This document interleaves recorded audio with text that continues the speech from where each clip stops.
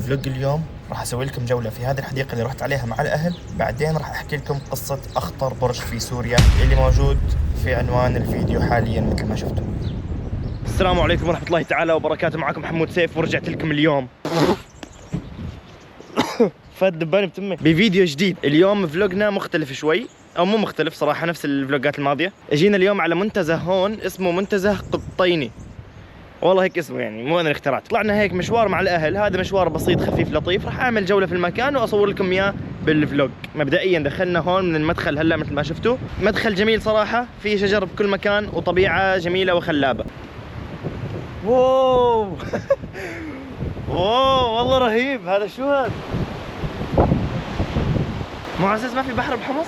والله مكان رهيب، ما كنت بعرف هيك. شوفوا كيف هون وراك انت خضار وطبيعه، وهون قدامك بحر ومناظر جميله. للمعلوميه بس عشان تكونوا بالصوره، يعني اي شيء عم صور لكم اياه بالكاميرا اقسم بالله انه بالحقيقه احلى بكثير بكثير، بس الكاميرا والتصوير بيظلم الاماكن الجميله والله. يعني هذا اللي انا اكتشفته خلال تجربتي بالفلوجات وهيك.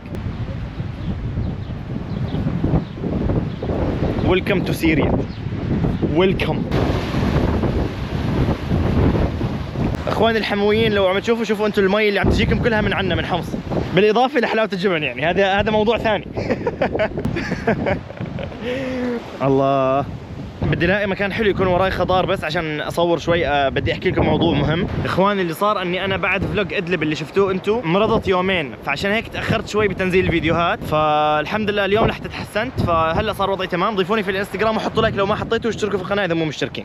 طبعا اكيد صرتوا تعرفوا المعلومه هاي عني، اني انا بحب المناظر الطبيعيه والخضار، فعشان هيك انتم بتلاقوني كثير مبسوط وبصور الاشياء هاي كثير. هالفتره عم يطلع لي فيديوهات عن اماكن بسوريا، لما عم اشوفها عم بنصدم، يعني اماكن فيها بحار وجبال وخضار واشياء حلوه.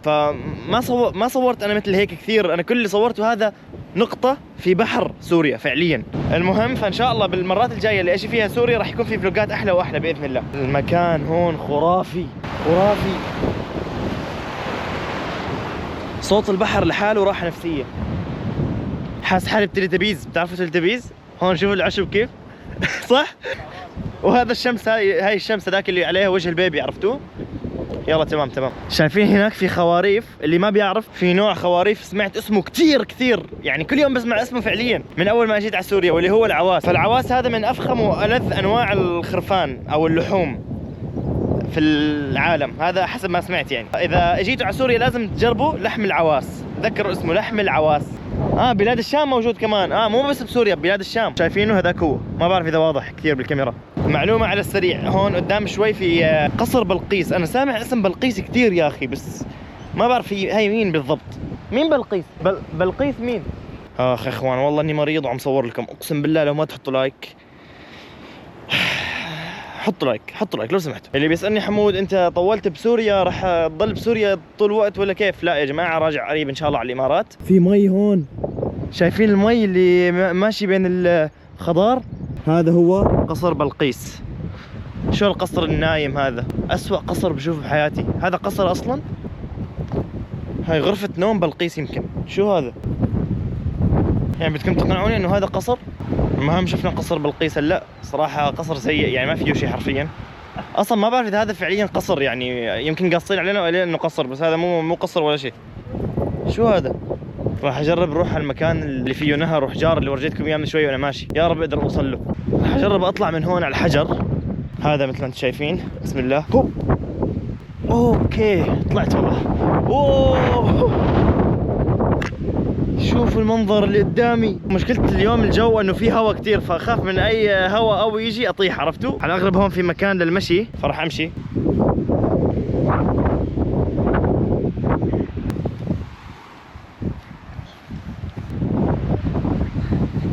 النهر اللي ورجيتكم اياه وانا ماشي من هنيك موجود هون، هذا هو. انا سمعت معلومه انه هون في سمك بهذا البحر اللي شفتوه من شوي، بس ممنوع الصيد فيه. هاي سمعت المعلومه هاي من شوي. هذا هو طبعا قصر بلقيس النايم.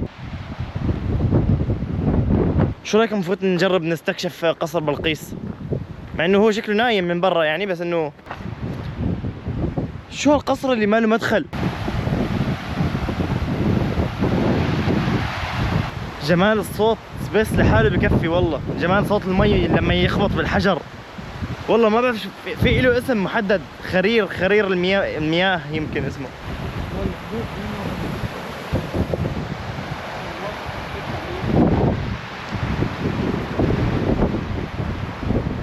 مكان جميل صراحة، مكان جميل والله. كمية الهدوء هون والراحة النفسية والمناظر الطبيعية هيك المريحة للعين مو طبيعية حرفيا. أنا ملاحظ على نفسي كثير بقول كلمة حرفيا، لكن استحملوني. بس جد فعليا يعني المكان هون كثير حلو، عجبني يعني. هيك راحة نفسية مع إني تعبان بس مريح نفسيا، عرفت؟ والله إني دايخ ما بعرف شو ابني. هون المفروض يكون في بحيرة بس ما بعرف ليش مفضينها. مو بحيرة عفوا، ما بعرف شو بسموها هاي. المهم انتم فهمتوا علي، انه شفتوها من شكلها يعني. الشجر هون قرر ياخذ قيلولة شوي، ما بعرف ليش هيك شكله نايم. هون بهاي الحديقة المفروض يكون في مطعم بس مسكر حاليا، راح يفتح بداية الشهر هيك حكوا. والله في هون شوي ناس وعوائل قاعدين بالاجواء هون والشجر والعشب والطبيعة. ذكرت مسلسل ارطغرل او عثمان يعني. هون هيك بالحصان تعطيها ومعارك يا اخي هاي الاماكن المفروض يكونوا معبينها مي، معتنين فيها اكثر. بس ما بعرف هل هو يمكن لانه شتاء، يمكن بالصيف يعدلوا هالاشياء كلها. اوف اوف اوف، شوف شو لقيت هون. هاي اسمها قليبي، نحن بنسميه بسوريا قليبي. شو هذا صنوبر. وين صنوبر الموضوع؟ طيب هاي شجرة صنوبر وقعت من فوق، هاي شايفين؟ هاي هي نبتة الصنوبر. طبعا اللي ما بيعرف هالمعلومة، الصنوبر بيستخرجوه من الكب المشوية الحمصية حصرا. هاي الملاهي شو اسمه مهجورة هيك شكلها. تخيل لو تجي هون بالليل، تخيل كيف المكان راح يكون مرعب.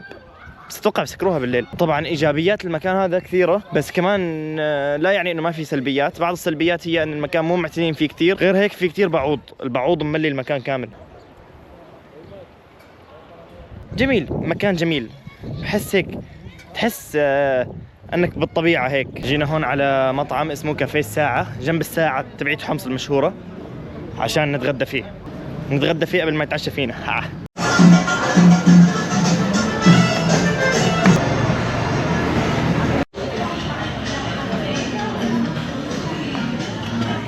بسم الله.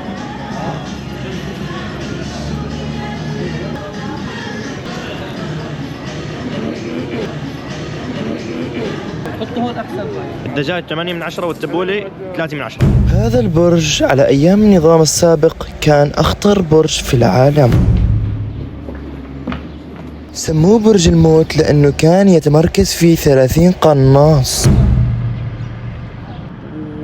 أعلى قمة برج الموت كان تطل على مدينة حمص كلها. عم يقولوا ان البرج مقفول مسكر، ما فينا نطلع عليه. والله كنت راح احكي لكم عنه معلومات يعني واشياء قويه، لكن راح احكي لكم هلا عنه بشكل سطحي او معلومات سطحيه يعني. البرج كان مشروع فندق اسمه برج الجاردينيا السياحي. الغرض منه اكيد كان الرفاهيه. كان من اخطر الابراج في سوريا، بس ما بتعرفوا انه تسبب حتى لدرجه انه اطلقوا عليه برج الموت. بقتل آلاف السوريين.